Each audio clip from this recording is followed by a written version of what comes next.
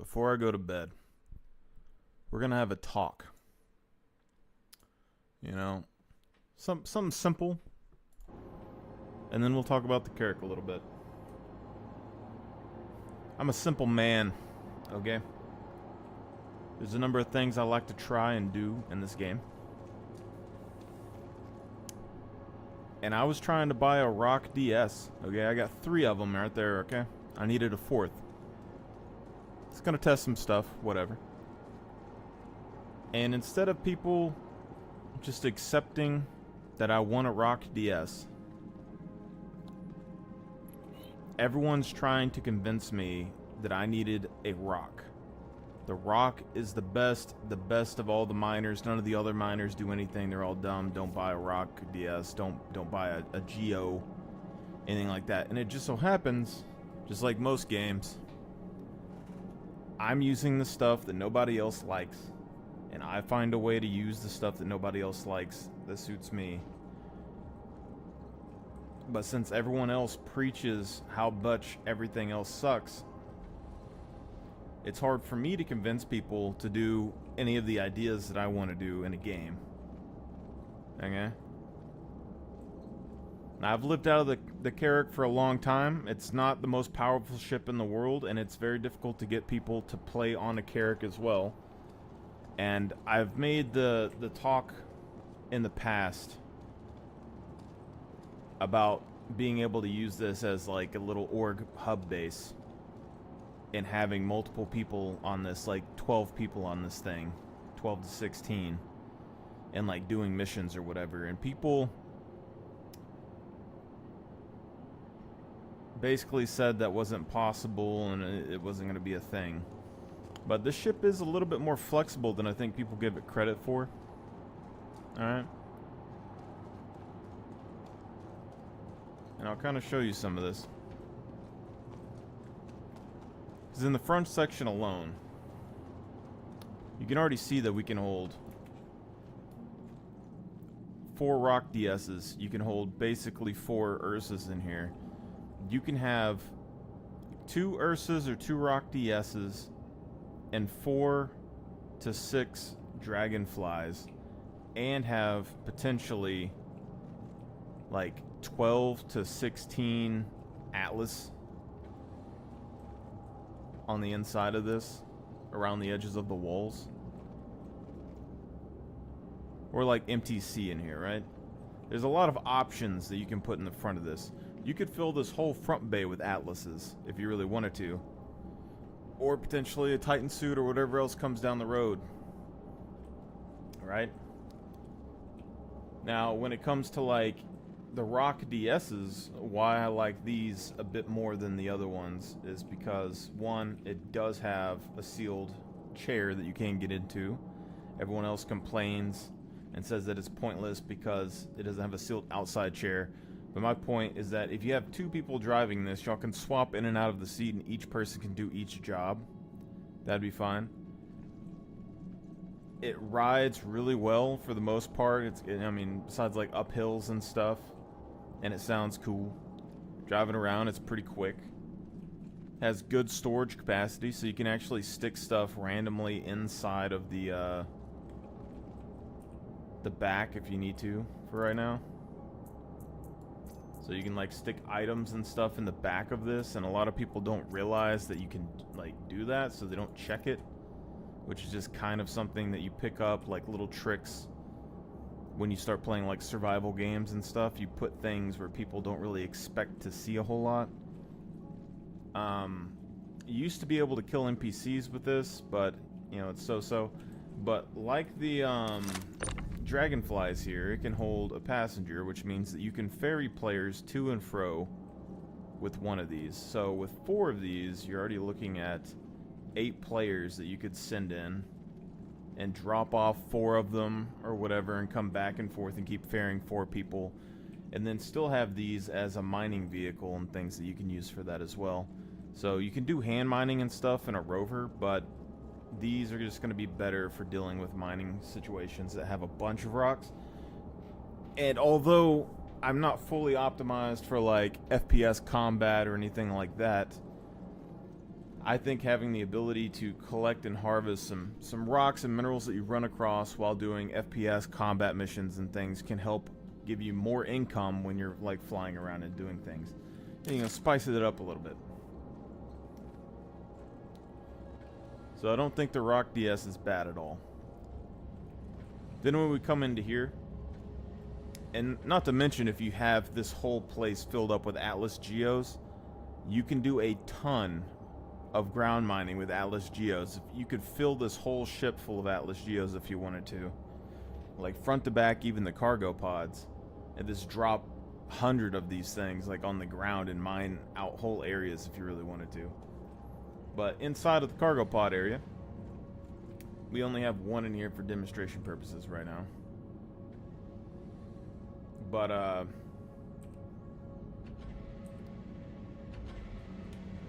you can put a Fury in each of these cargo pods on either side. Okay, so then that allows you to have gunners inside of these Furies and use them as extra guns on your ship, which means you have 4 turrets along with 6 Furies on the interior. So you can have 10 people as gunners. Although their firing arcs aren't the best, there is a way to get better firing arcs on it, but it is still kind of risky when you stick the Furies out the side of the cargo pod. Especially if you don't have like really good pilots that know what they're doing. But that gives you a ton of options for that. You can also use these Furies for air support for ground operations and stuff, because they're essentially a turret that can detach from the ship and go out and support your people on the ground, like little helicopters, right? So all that's pretty good. And in the front, you can put, you know, 6 Furies, like 4 to 6 Furies or something in here. You can put 2 Argo cargos in here.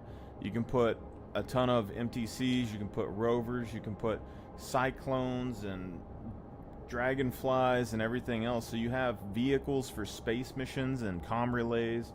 You have vehicles for ground missions. You have vehicles for mining. You have vehicles for combat. And so it makes the ship very flexible in what it can do. As long as your vehicles don't get destroyed on the interior while you're in combat, you should be, you know, pretty hunky-dory for the most part.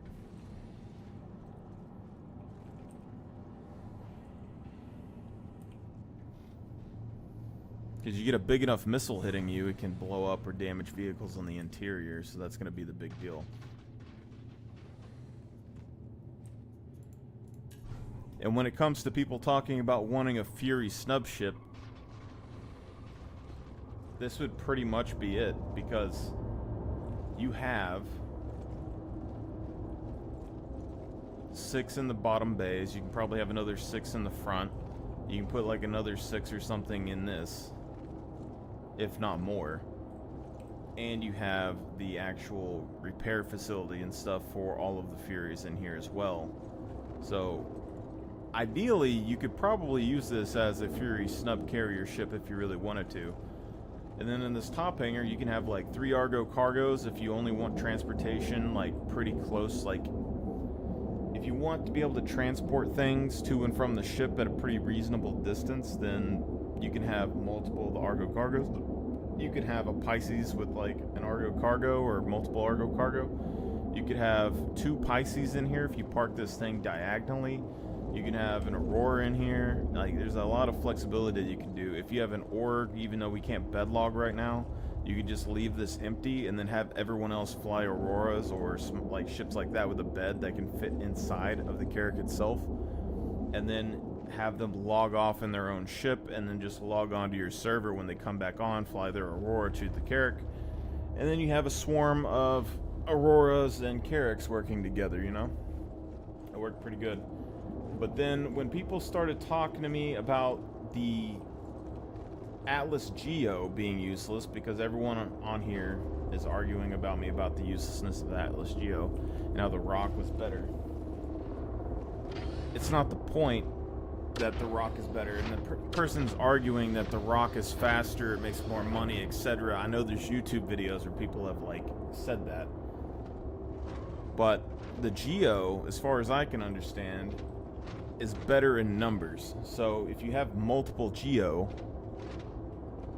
they can drop and then collect a bunch of resources really quick, and they take a lot less space to store. So even though a normal rock can mine and hold more than this, if you have, you know, would it be 6 to 9 of these geos in the same place of a rock, as long as you have the people to crew the geos, that's all that really matters.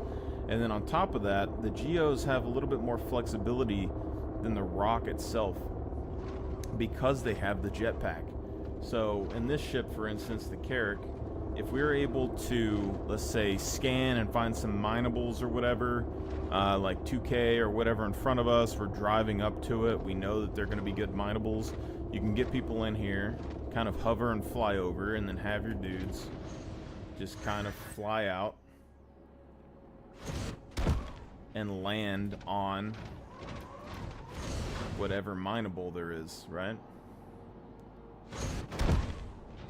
And just think about like the little bit of time that you're saving doing that. So you can have, even if you remove the Pisces or whatever out of there, you could have, you know, we have 5 of them in there right now. You could probably have, I don't know, 10, 20 of them in that top section if you really wanted to.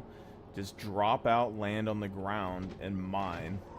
And that's while you're doing like a combat mission or anything else. Say you'd be doing like a bunker mission, you're flying in, or like an entrenched mission in the future. You see that there's a bunch of resources worth a couple 100K on the ground. You call it out, you drop some people, they go and mine it, and then you can come and pick them up afterwards. The other thing is that having these Atlas suits in the top of the ship like that means that you can do sort of an airdrop over an area, because you can fly the Carrack over and then just have like 5 dudes rain down an Atlas Geos over a POI, land on the target, and then just get out of the Geo and engage in combat. And then in combat, if you use these to hot drop, since they have the jetpack, there's a lot of buildings and places that it's hard to get to or very difficult to get to when it comes to POI locations. And with the jetpack, they can pretty much use these things to get up to a high elevation and then leave the Atlas Geo and use like sniper posts or anything else, places that NPCs can't get to. So it's safer for FPS combat, you know, and positioning, it's tactical. You can use it for the hot drops, you can use it to get mining. So I like the flexibility of it. Like, it's not as good as, say, like a combat mech necessarily, but it gives you another option for resources and gives you flexibility for your normal combat situations. So I think it's pretty good. And since we don't have parachutes or anything else, this is about the best you're going to get parachute wise when it comes to landing troops on the ground with the jetpack. Now, it might not always be the case that that is how that works, but surely you're going to be able to hover your ship low enough to the ground for these things to fly out and fall down without dying in the future, without dropping them from space. So I think there's a reasonable distance that you should be able to drop these from, and it'll be perfectly fine. And being able to drop that many people just on a flyby is going to be pretty insane. So you could do something like that with the Valkyrie and stuff as well. Like, the Geos are just very, very, very flexible, I think, when it comes to using them in combat with a number of ships. But I think this is why the Carrack could be pretty useful in a lot of situations if you have like the right number of ships on it, right? I'm gonna go to bed, guys. Y'all guys have a good one.